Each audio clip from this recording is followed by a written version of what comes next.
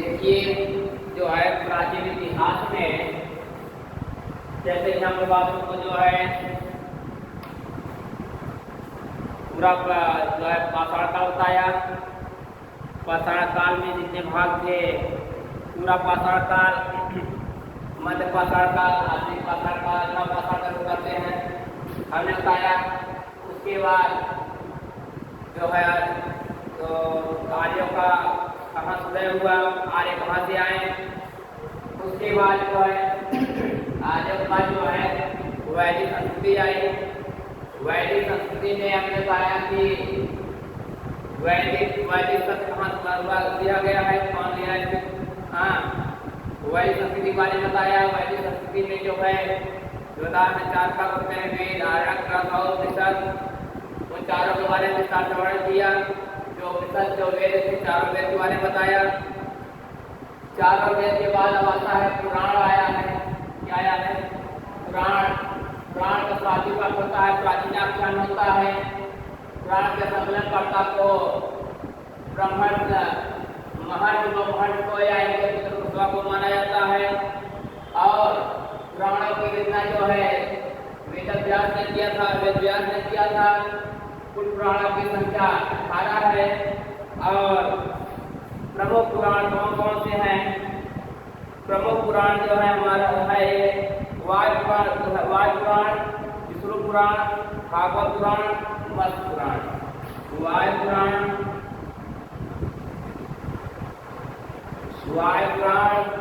और विष्णु पुराण,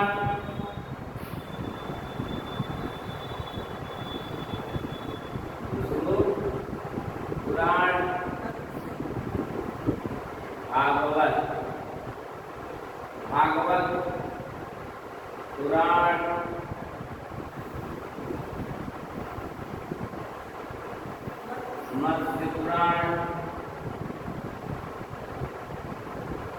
मत्स्य पुराण,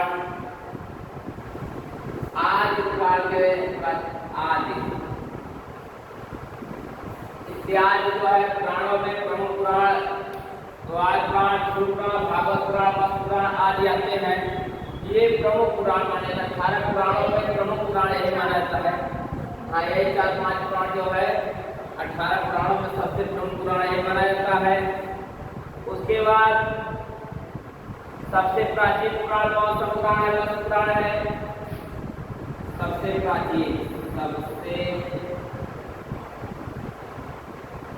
प्राचीन पुराण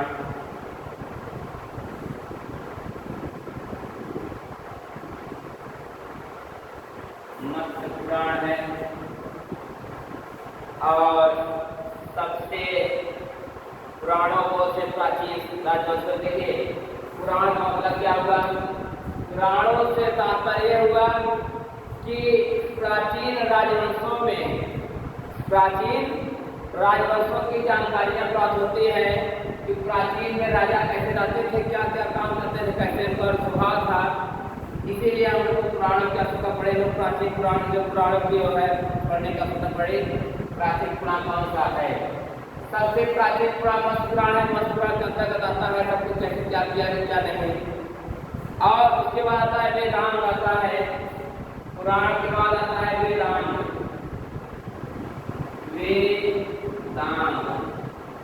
वेदांत का तात्पर्य होता है यह वेद का ही रूप है, कहा जा सकता है। वेदों का सही ढंग से जानने समझने के लिए वेदांत की रचना की गई है। ये जो वेदांत शब्द आया यह वेद से ही आया।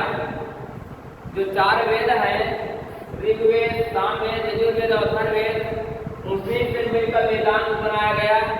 वेदांत का मतलब यह हुआ कि जितने भी पुराने चीजें हैं जो हम लोग वेदों के बारे में सही ढंग से जानकारी किए हैं, वेदों के बारे में सही ढंग से जानने समझने के लिए वेदांत की रचना, वेदांत के बारे में वेदांत रचना की गई है।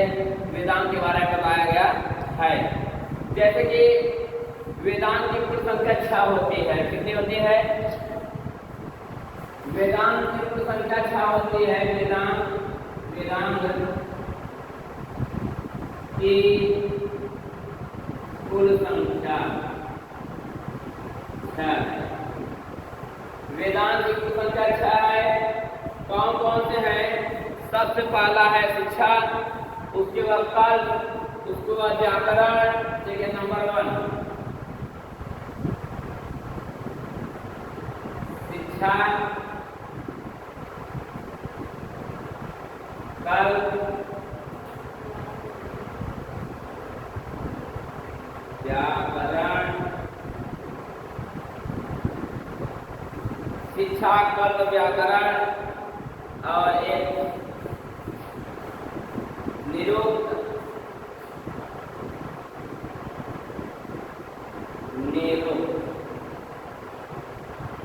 शिक्षा, कल्प, व्याकरण और निरुक्त 4 हो गया। 5वां छंद, 6वां है ज्योतिषी, छंद और ज्योतिषी। 5वां है छंद, 6वां है ज्योतिषी, ज्योतिषी या ज्योतिष। कुल वेदांत की संख्या 6 है। शिक्षा, कल्प, व्याकरण, निरुक्त, छंद, ज्योतिषी। अरे शिक्षा से मैं जानते ही हो, जो शिक्षा ग्रहण करने आते हैं, शिक्षा सब हो गया कि शिक्षा में क्या करा है, क्या किया है, क्या नहीं। शिक्षा से तात्पर्य यह है कि हम लोग अच्छा संस्कार मिले और छोटे बड़ों का सम्मान मिले, छोटे बड़ों का अपना सम्मान कैसे सम्मान किया जाता है, इसके बारे में शिक्षा से संबंधित हम लोग मालूम चलेगा। शिक्षा से मालूम चलेगा आत्मा कौन है, परमात्मा कौन है, क्या सही है, क्या गलत है, सही गलत का निर्णय जो है शिक्षा के माध्यम से मिलेगा। शिक्षा के बाद आता है कल्प, आता है क्या आता है कल्प। कल्प भी 3 प्रकार के होते हैं। एक होता है स्रोत सूत्र, गृह सूत्र और धर्म सूत्र। कल्प 3 प्रकार के होते हैं। स्रोत सूत्र,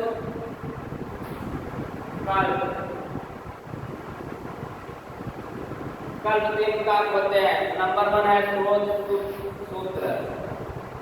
स्रोत सूत्र,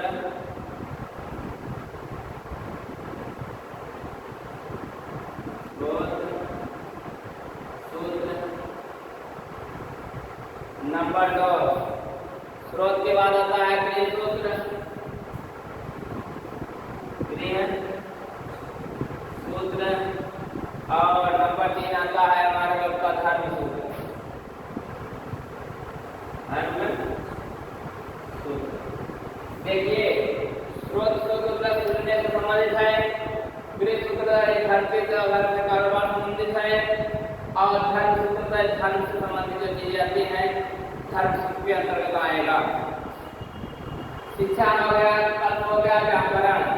व्याकरण का मतलब क्या होता है? देखिए व्याकरण का शाब्दिक अर्थ होता है, शाब्दिक अर्थ है होता है वैज्ञानिक शैली होता है। व्याकरण की जो है व्याकरण का शाब्दिक अर्थ भाषा की वैज्ञानिक शैली होती है। क्या होती है?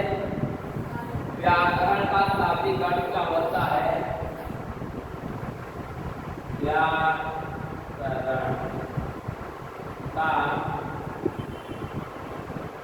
शाब्दिक अर्थ होता है, क्या होता है?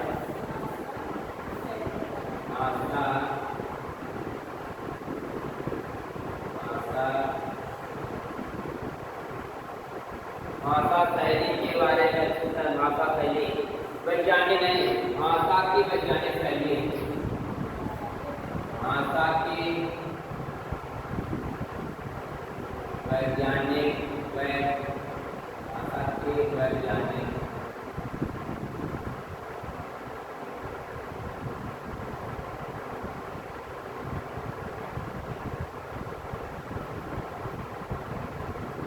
व्याकरण का शाब्दिक अर्थ होता है भाषा की वैज्ञानिक शैली, ठीक। और व्याकरण की सबसे प्राचीनतम पुस्तक, व्याकरण की सबसे प्राचीनतम पुस्तक, सबसे प्राचीनतम पुस्तक, भाषा की सबसे प्राचीन, व्याकरण की सबसे प्राचीनतम पुस्तक जो है 400 साल पूर्व में पाणिनि द्वारा लिखित अष्टाध्यायी है। प्राचीन कौन सा है? अष्टाध्यायी। कौन है? अष्टाध्यायी पुस्तक है।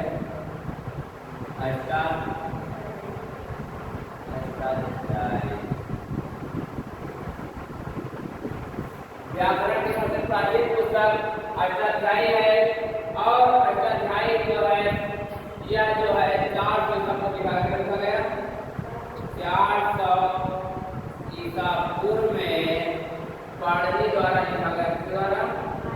पाणिनि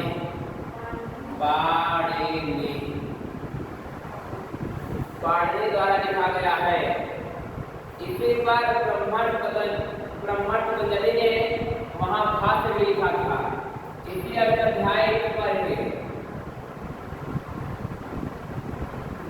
अष्टाध्याय पर ही कौन? महर्षि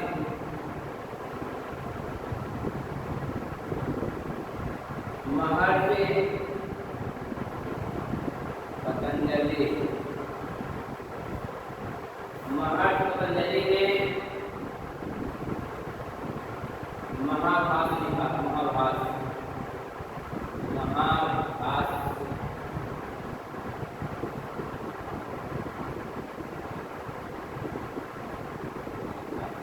देखिए अष्टाध्यायी नाम पुस्तक पर ही महर्षि पतंजलि ने महाभाष्य में कोई लेख लिखा।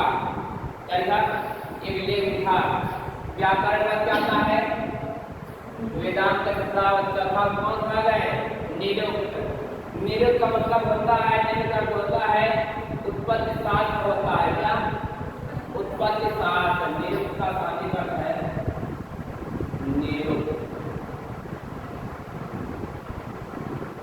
उत्पत्ति शास्त्र। निरुक्त शाब्दिक अर्थ है उत्पत्ति शास्त्र होता है।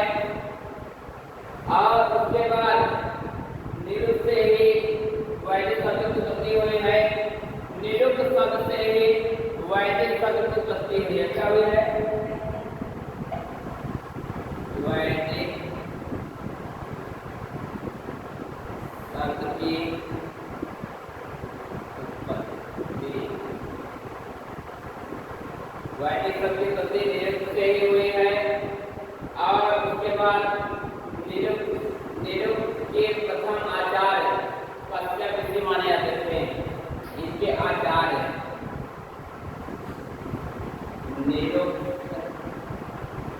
निरुक्त के आचार्य और माने जाते थे कश्यप ऋषि।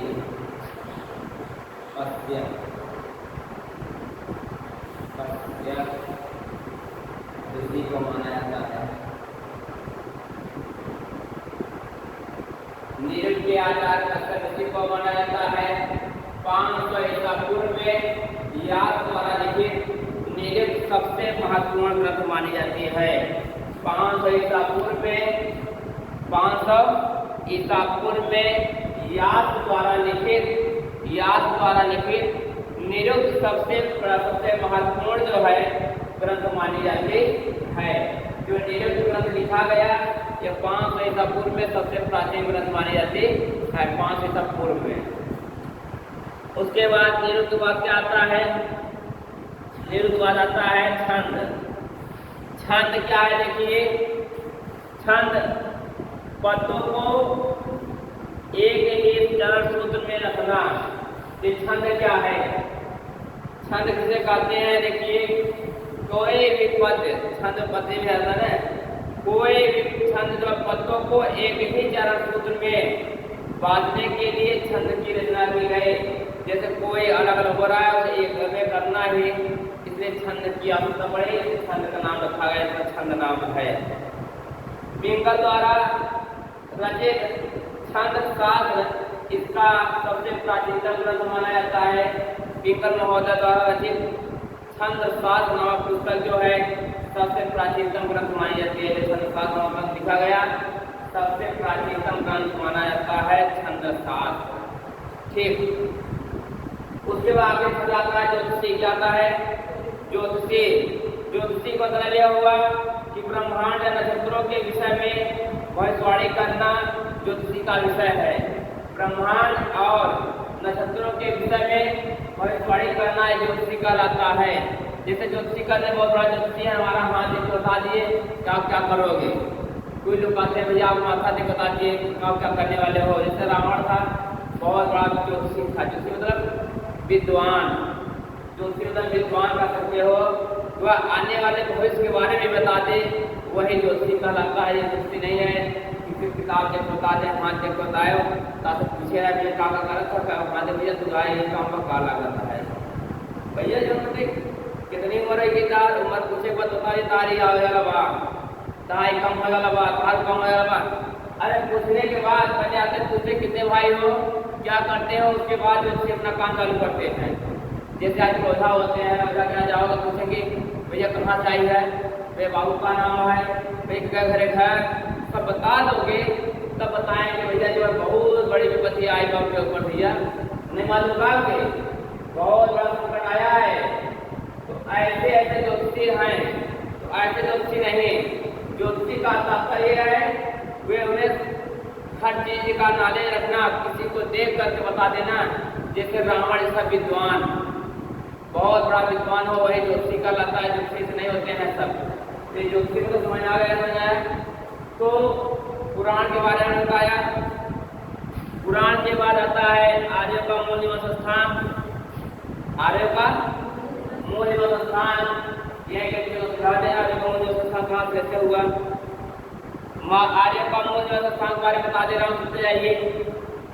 देखिए आर्यों का जो मूल निवास स्थान था, जर्मन में अपना रिसर्च करके आए, जर्मन में अपना रिसर्च पूरा करके आए भगवान दास निडवानी ने। कौन? भगवान दास निडवानी ने आर्यों का मूल निवास स्थान में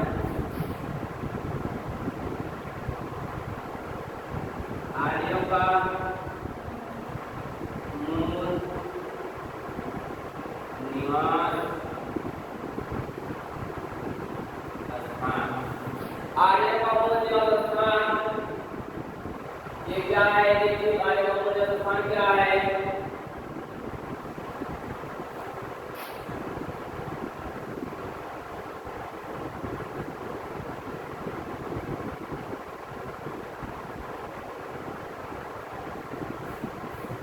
आर्यों का जो मूल निवास स्थान था, भगवान दास निडवानी जो है जब अपना पठन पाठन करके आए, अपना रिसर्च पूरा करके आए भगवान दास निडवानी। कौन? भगवान दास निडवानी। भगवान दास निडवानी, भगवान दास निडवानी जब अपना पूरा रिसर्च करके आए तो उन्होंने कहा कि उन्होंने अपने पुस्तक रिटर्न ऑफ आर्यन में, भगवान दास निडवानी की पुस्तक का क्या नाम है? पुस्तक इनकी पुस्तक है return of Aryan, return of Aryan, return of Aryan, Aryan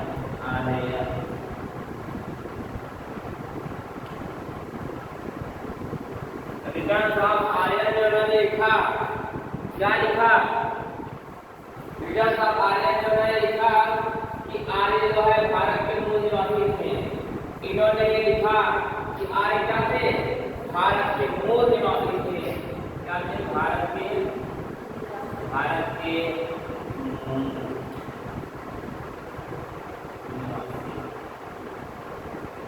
आर्य का निवास कहाँ हुआ? भगवान दास निडवानी ने रिसर्च पूरा करके आए अपने पुस्तक में रिटर्न ऑफ आर्यन ने लिखा भारत जो आर्य है, आर्य लोग जो है भारत के मूल निवासी थे। परंतु कुछ वैज्ञानिकों ने कहा आर्य का मूल निवास स्थान सब सैन्य प्रदेश है। कहाँ है? सब सैन्य प्रदेश। जैसे कि डॉक्टर अविनाश और डॉक्टर पूर्णानंद ने आर्य का मूल निवास स्थान सब सैन्य प्रदेश बताया। मैं इससे पहले बता चुका हूँ, इसके बारे में बताया भी हूँ। तो उसके बाद कुछ वैज्ञानिक आए बताया आर्य का मूल निवास स्थान जो है ब्रह्मण्ड देश है। कहाँ है? ब्रह्मण्ड देश ही बताया हूँ, ब्रह्मण्ड देश बारे बताया हूँ।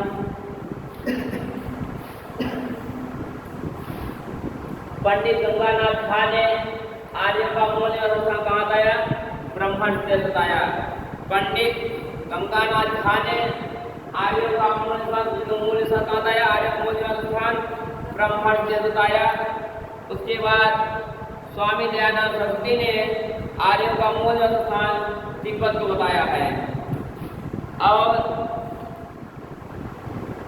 इसका उल्लेख जो है यह तिब्बत दिया, इसका उल्लेख जो दयानंद सरस्वती सत्यानंद दयानंद सरस्वती ने अपनी पुस्तक में सत्यार्थ प्रकाश में लिखी है।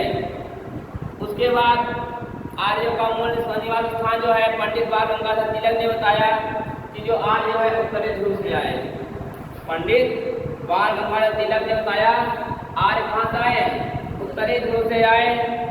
और उसके बाद इन्होंने अपनी पुस्तक में लिखा, अपनी पुस्तक में the Arctic home of the Aryans में इसका उल्लेख पूरी तरह से मिलता है कि आर्य जो है तिब्बत से आए, उत्तरी ध्रुव से आए और यही सर्वमान्य माना जाता है। आर्य का मूल निवास स्थान कहाँ से हुआ? हाँ, उत्तरी ध्रुव से। उसके बाद आता है एक ऋग्वैदिक कालीन सामाजिक जीवन। ऋग्वैदिक काल के लोग सामाजिक जीवन कैसे जीते थे इसके बारे में कल वर्णन करने के देख लीजिएगा। और जो समझ आया हो बताइएगा, कमेंट बता देंगे, आप सबको पूरा बता देंगे कहाँ जहाँ न समझ आया हो।